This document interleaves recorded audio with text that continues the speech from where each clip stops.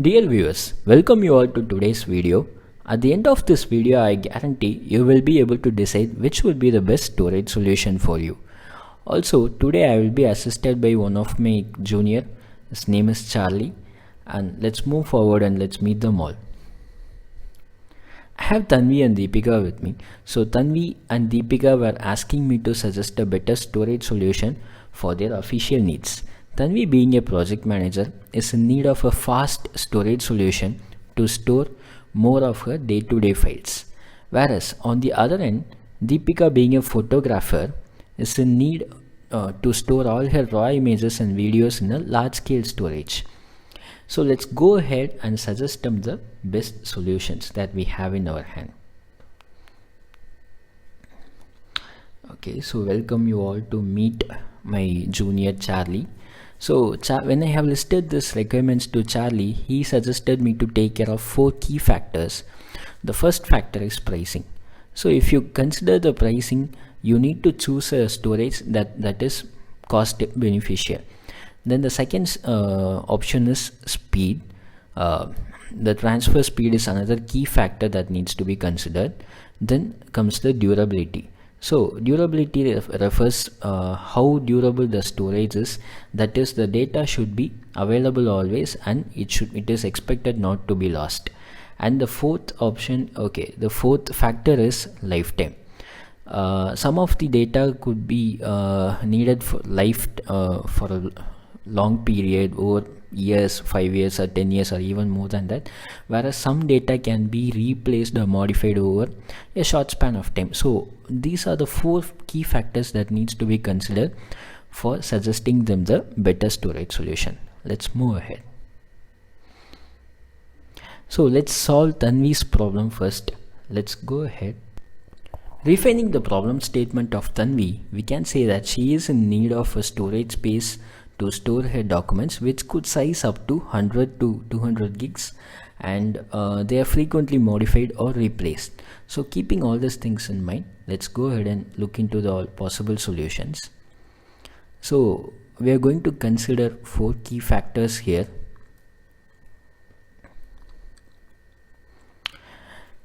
Okay, so even Tanvi will also be joining us to look into this possible solutions. So the first factor to be considered is free tier. So all the cloud providers, okay, if you look into OneDrive, Google Drive, iCloud storage solutions, simple storage service, they all provide the free tier memory. And looking through the free tier storage, we can strongly say that Google Drive is best among all the free tier providers. But it is still not sufficient for Tanvi, because what Tanvi is looking is something close to 100 or 200 gigs, whereas what they provide is up to 5 gigs or 15 gigs. So now we have to upgrade the storage. When planned to upgrade the storage, we can see a certain common trend where 100 GB costs almost close to 140 to 150 rupees. But S3 stands out here. In this case, it provides pay per storage. So that's an interesting concept. So they will not charge you for either 100 gigs or 200 gigs, whereas they will be charging you for the amount of storage that you store in their database, in their storage. Here the first 50 TB costs you 2 rupees per gig, and then next 450 TB costs you 1.86 rupees per gig.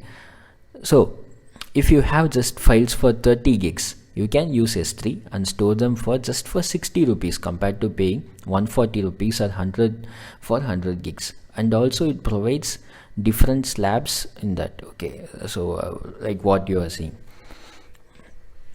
And when it comes to payment option, so as I have mentioned, OneDrive, Google Drive and iCloud, they are actually pay per plan, whereas S3 is the pay per storage, and that is a clear winner among all the things.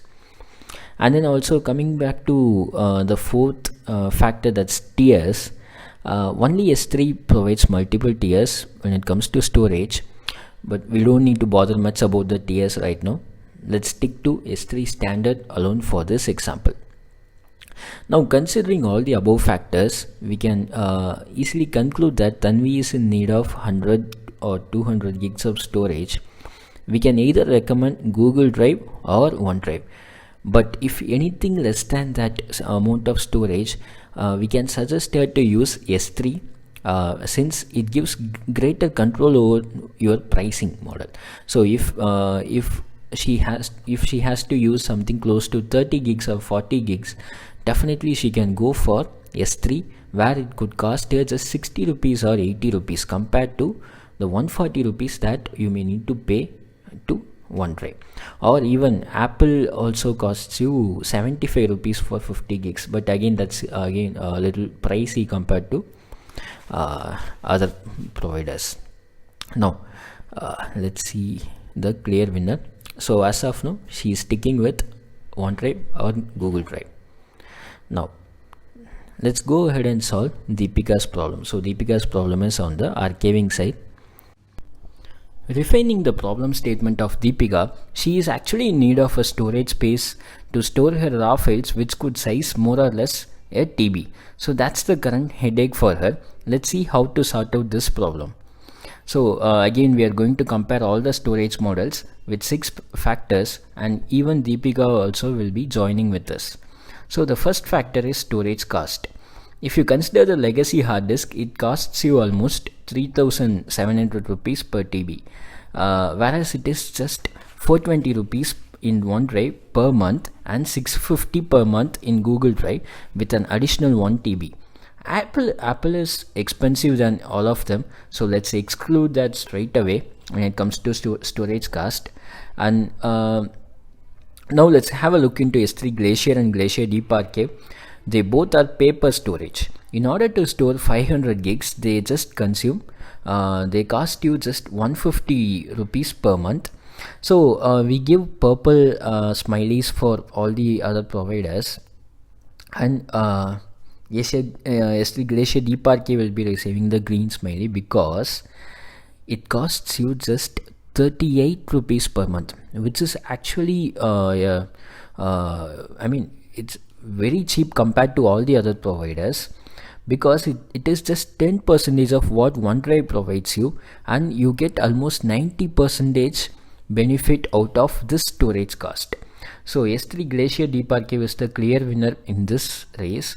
And then considering the lifetime, almost all the cloud providers are giving a good lifetime, whereas it is not the case in the hard disk. So hard disk we give a amber smiley, and then that's a sad one, whereas all the cloud providers gives you good lifetime. Then coming to the capacity utilization, so as you know, all the other cloud providers and even the hard disks are kind of pay per limit. So even though you pay for 1 TB, you might be using just 500 gigs out of that, which says that you are just utilizing 50% of your cost, and then remaining 50% remains unused. So if you see here, we have nearly 500 gigs of data, and when you store 500 gigs of data in 1 TB hard disk, you are just using 50%. Same is the case in OneDrive as well. So you just utilize 50% of its capacity, and whereas when it comes to Google Drive, it's just 25%. So hope you understand how much you lose in terms of the utilization, but that's not the case in with S3 Glacier Deep Archive, and it provides you pay per storage. So you don't need to pay for a certain slab like 1 TB or 2 TB, or even if you have just 500 gigs of data, you can just pay for that 500 gigs, and you don't need to pay for the additional 500 gigs which you are not utilizing. So I have actually converted the previous row into cost benefit. So here I show you how much you are utilizing.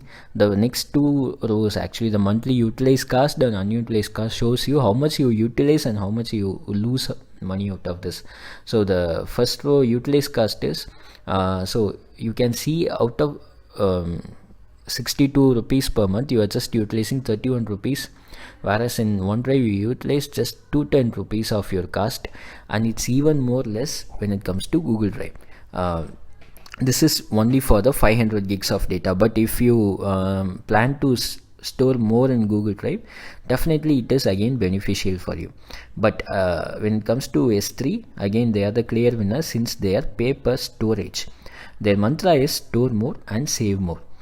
So we have so it is almost the same calculation when it comes to unutilized cost as well. So again S3, Glacier and Deep Archives are the clear winners, and all the others provide you a sad smiley because you lose more money as an unutilized cost. And then coming to the retrieval cost, this is where actually S3, Glacier and Deep Archive lets you down, whereas all the other cloud providers take an upper hand. S3, Glacier and Deep Archive, since they provide you very cheap storage, they charge you for the retrieval. So maybe on conversion they charge you almost 7 rupees per gig of data retrieval, which is 7 rupees per gig. So if you see here, they have actually provided you 500 gigs of storage just for 38 rupees, whereas not to get 1 gig out of that you may have to pay 7 rupees. So keep that in mind. You must be very cautious in retrieving the data from S3. So that's actually one of the key constraints in Glacier and Deep Archive. It's not applicable for S3 standard. S3 standard behaves exactly like all the other providers, whereas that's the case only for the Glacier and Deep Archive. So you need, before you retrieve, you need to be mindful on the data that you retrieve. You need to think twice if that's really needed.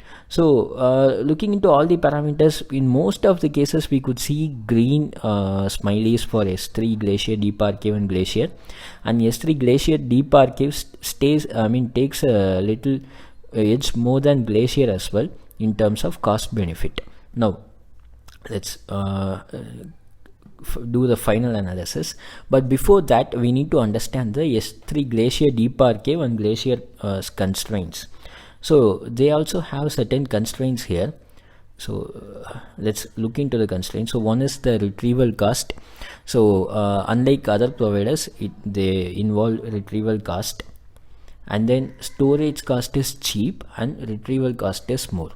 So some of the best use cases where you can actually use is wedding photographers deciding to store all their events, and then cases which request storing raw videos and images. So when you go for raw videos and images, you may not be using them very frequently, or maybe if your client comes back and asks you for the raw videos and images, there you may be giving them all this information. But once your processing is done and once you want to put them all into the shelf, you maybe just moving them out of your main storage.